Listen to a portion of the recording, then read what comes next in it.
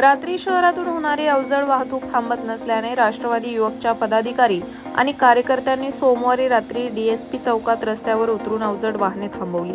आमदार संग्राम जगताप यांच्या मार्गदर्शनाखाली राष्ट्रवादी युवकचे शहर जिल्हाध्यक्ष इंजिनियर केतन क्षीरसागर यांच्या नेतृत्वाखाली आंदोलन करण्यात आले।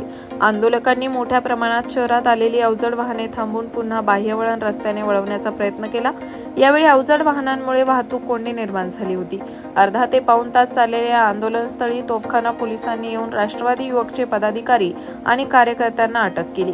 या आंदोलनात राष्ट्रवादी युवक काँग्रेसचे उपाध्यक्ष मंगेश शिंदे, केतन ढवण, गौरव हरबा, प्रवक्ते किरण घुले, शिवम कराळे, ओंकार मिसाळ, ऋषिकेश जगताप, तन्वीर मानियार, कृष्णा शेळके, कुणाल ससाने, ओंकार म्हसे, श्रावण जाधव, किशोर थोरात, अभिजित साठे, शुभम जोशी, आर्यन शेख, अनिल भोसले, स्वप्नील कांबळे आदींसह युवा कार्यकर्ते सहभागी झाले होते।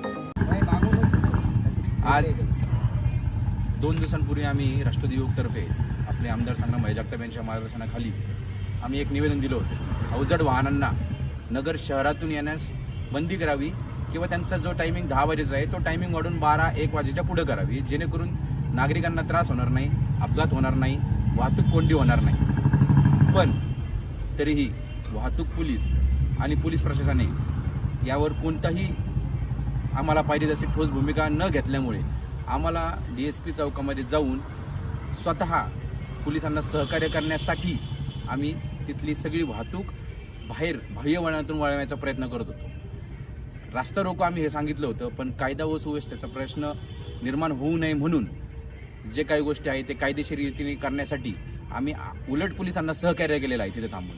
आणि तिथे थांबलेल्या असतानाच 2 ॲक्सिडेंट झालेले, आमच्या समोरच 2 ॲक्सिडेंट झाले। एक भरधाव वेगाने त्या आमच्यातल्या एका माणसाला त्या ट्रकवाल्याने उडवलं असतं, पण तरीही पोलिसांसमोर हे होत असताना देखील पोलिसांच्या नजरेत या गोष्टी येत असताना पण पोलीस त्याच्यावर अजून काही कारवाई करत नाही।